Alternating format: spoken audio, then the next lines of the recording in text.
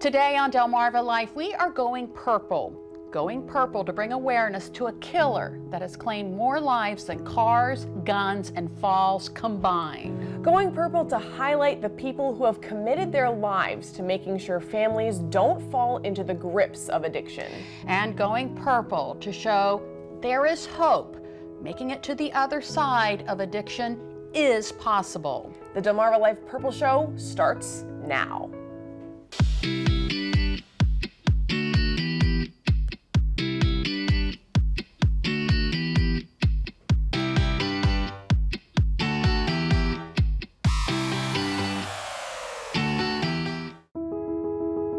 Good afternoon and welcome to Delmarva Life. Today, as we do every day, we are coming to you from historic Studio D. But today, it's not an everyday show. That's right. This is our annual Purple Show. We've always tried to bring awareness to the opioid epidemic and how it's affected just about everyone on Delmarva. We've done so in a variety of ways, such as passing along statistics, providing phone numbers, or introducing viewers to experts. But nothing has driven home the point more than meeting people whose lives were destroyed by addiction. People like Jesse and Sarah McCoy, they sat down with us back in July of 2015. Both had been heroin addicts to the point where they put the drug above everything, including their children.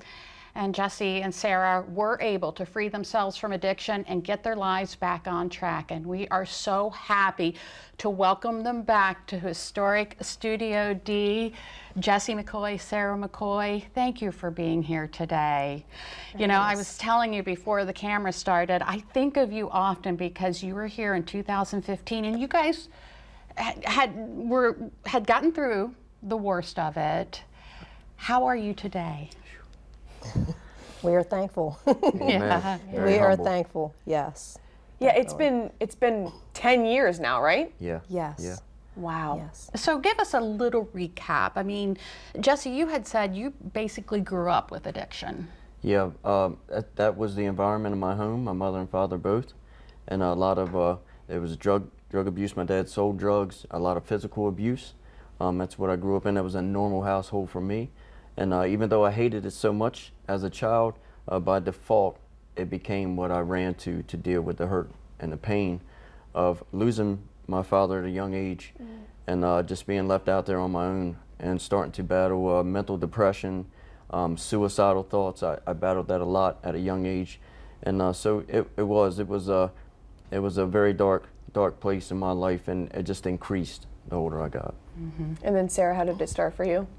So mine was from a car accident. I did grow up in a broken home, didn't have my mom. She was also in addiction.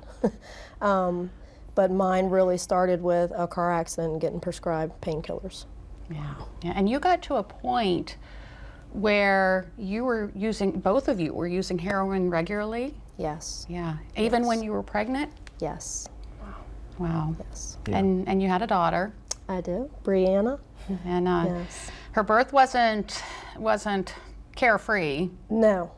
She was actually born in Baltimore. And thank you, Jesus, that she had tremors.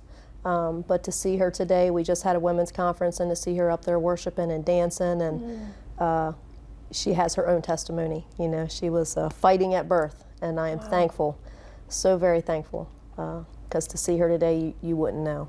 That's wonderful. Yes. And of course, how did you guys, get free? Sure. So it's crazy. Maybe it's crazy for some people to understand, but God I didn't believe in. One night I went to First Fruits prayer at the church, and I was like, these people are crazy. Who does this at 11 o'clock at night? And they were praying. They pray over everything, and I went one night, and I wasn't looking for God, but he was looking for me that night. Yeah. And it's like he spoke to me that night and he said, come. And when I did, I walked down front to our pastor, and a group of men surrounded me, and it was like I could breathe for the first time in my life. Such a weight was lifted off of me, and it was a love, is the only way I can explain it, a love that I'd never experienced in my life, to say it's okay now. And from there, I had an urge, a compelling in my heart. It was like, okay, this is where I'm going. This is the fight I'm in now. So I left that old lifestyle behind, and I started to fight a new way, seeking the Lord. And it wasn't without trial and it wasn't without hardship. But I think that's what has grown and molded and shaped us to have the faith and the life we live now, to say, okay, when things happen, okay, now where's my strength and where's my help come from? God. Okay, if God's got this, I don't need to do anything, just trust. Yeah. Yeah. And Sarah, you had mentioned that it's not about the drugs, at least for you guys. It wasn't so much about the drugs, but it was about what you were fighting that made you do the drugs. Yes, definitely. Understanding that the drugs were not my issue. That's what I run to deal with my issues. It was really the root of it, was the hurt and the pain, was the things that I had gone through. And that is what the byproduct was, the drugs. That's what I run to deal with it. Mm-hmm. So today, healed, I know how to deal with my emotions, deal with anything that comes with the Lord, for sure. Yeah. And how do you guys use your stories to help others? Well, I think it's pretty simple, because there's nothing special about us and what God's done in our life. I don't care what you're going through, He'll do in their life too. But it's helping people get to a place to encounter the Lord, to encounter the love of God, the work of the cross, the healing, the restoration, the deliverance, the freedom of it, to deal with, all right, we can get the drugs out of the way, let's get you to a place, let's get you detox, let's get you off the drugs now, let's have a plan in place when you come out, and now let's help you walk, let's surround them, let's give them a hand up, let's encourage them, empower them, and when we hit a bump in the road, okay, let's get back up, we know these things are going to happen, but let's fight today. And that's how we do. I love reaching out in our community, loving our community. It's like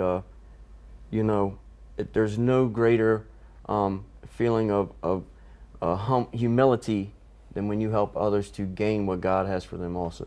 Yeah, it's really coming beside them. Yeah. Coming beside them and, giving them a hand up. Sure. To say, hey, we've all made mistakes, Yeah. but you're not your mistake. That's not who you are today. Well, I am so glad, Jesse and Sarah, that you are doing so well. Your family is doing well. Yes. And thank you for coming in and talking with us today. Thank you all guys so for much for having us. Absolutely. Well, Jesse and Sarah give others hope, and that is a common theme in today's show. Yeah, up next on Delmarva Life, how one group is spreading hope through some of our most vulnerable communities and how every little success is celebrated.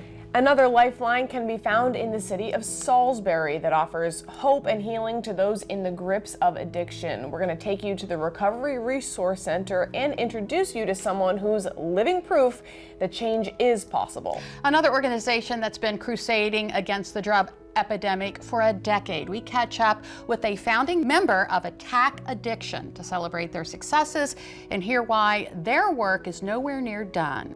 But first, did you know 4 out of 5 new heroin users start out misusing prescription painkillers?